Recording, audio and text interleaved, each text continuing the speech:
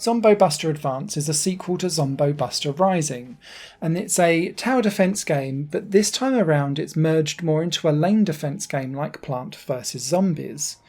In this game, you play inside buildings that are big long corridors, and at the end of each corridor is an elevator that you're guarding. The elevator has room for 3 different characters that you can place in, and you buy those with the coins that you are mining in a timer repleted cooldown over the course of the level. You then need to switch around these elevators in kind of a drawbridge fashion to move them between different corridors to keep the zombies at bay. Whilst doing this, you'll be building up your firepower by adding in more characters as you go and buying additional elevators, because the buildings start off with 1 or 2 corridors but will very quickly expand to 5, and then you'll have additional bosses, and each area and world on the map has its own unique traits that mean you need to keep yourself on your toes. Zombo Buster Advance has some really odd traits, and I think it might be because I'm assuming this game came from mobile first.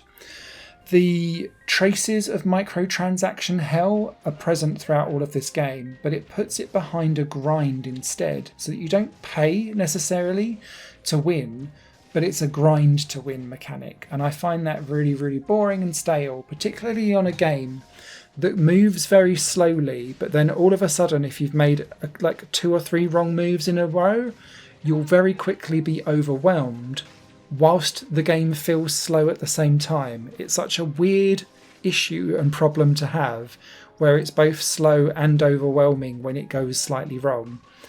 It's an odd feeling. I don't know how else to describe it. Anyway, once you dive into the actual game itself, you'll also start to realise that there is a heavy tilt towards certain types of characters being way more powerful and way more useful than others. And this kind of some things are way better than others continuously shines throughout the entire game. So I found that the sniper and the chain lightning gun guy were exceptionally powerful. Yes, you do have to pay more coins to get them up and running, but once you've got 1 or 2 on the battlefield, you're sorted until like the very last few levels in the game, where you might need to have 1 at least on each row. And that felt like it was taking all of the fun and tactics out of the game, particularly the chain lightning one, because that's the only character that can, so long as it's hitting zombies that are near each other, the chain lightning travels from corridor to corridor, so you don't even have to move the elevators nearly as much when you've got that guy on the battlefield. The other thing is that you can heavily stilt and tilt your characters towards specific strengths, and again, some strengths are more important than others.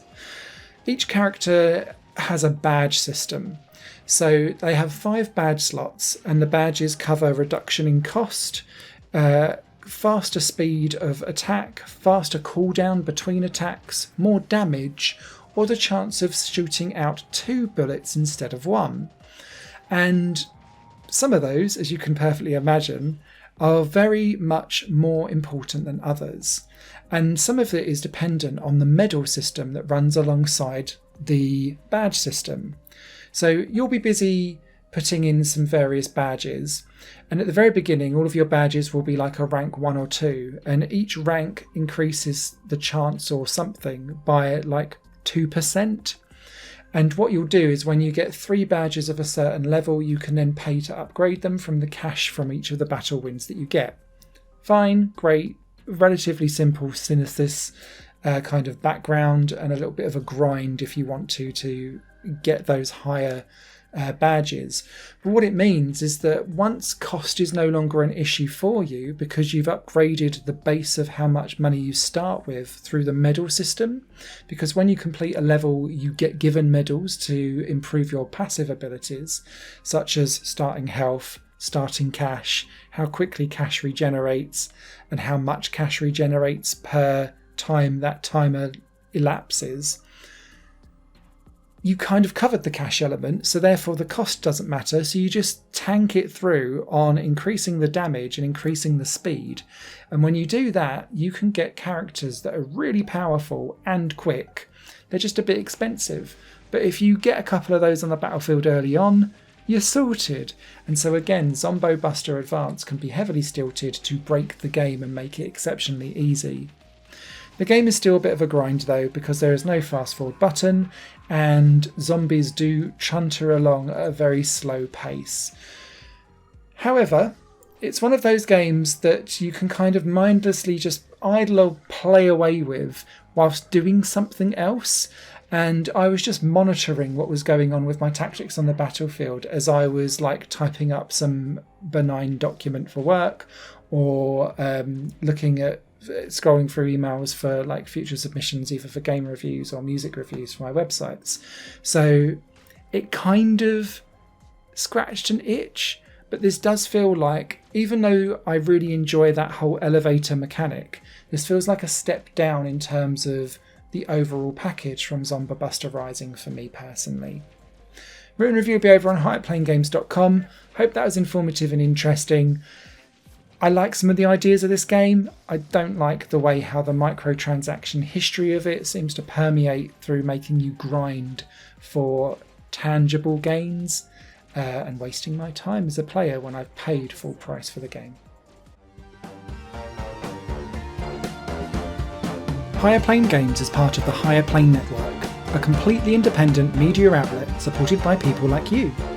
The goal is to create the best possible content that cultivates a richer indie scene for games as well as music and entertainment. To find out more and to get involved, visit patreon.com/Higher Plane Network. Your support makes all the difference, and in return you'll gain access to bonus content and downloads. Thank you for watching.